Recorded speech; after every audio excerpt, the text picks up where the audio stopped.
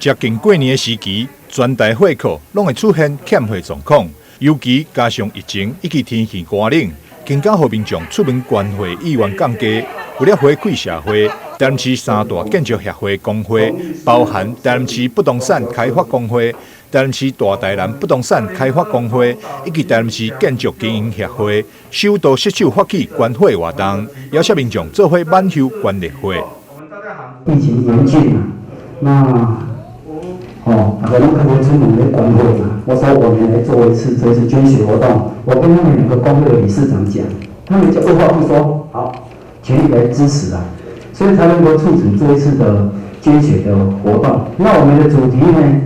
是同岛一命，抢救水荒啊。社会公益是每个人都应该善尽的。那每次有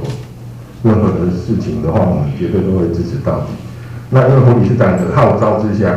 赞助单位非常的多，非常踊跃。那也希望这次活动能够办得非常成功。这个捐血是可以救人命的，那救人一命呢，胜造七级浮屠了，所以希望透过工协会的这个平台，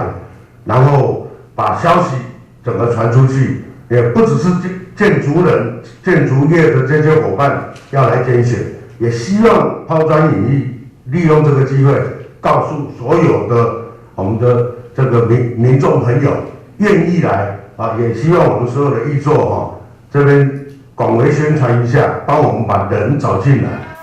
为了扩大宣传，议长郭信良、议员蔡宏全、陈义丁、陈碧玉、陈秋平、周丽京、李启维，甲市府副秘书长王阳志，拢到场表达支持，呼吁大家拢会当捐血救人。救人一命胜造七级浮屠。若咧欠货的时阵比较急诊线比较病，血荒是很严重。最近疫情又再次的拿警报，所以大家去捐血的意愿呢就减少了很多。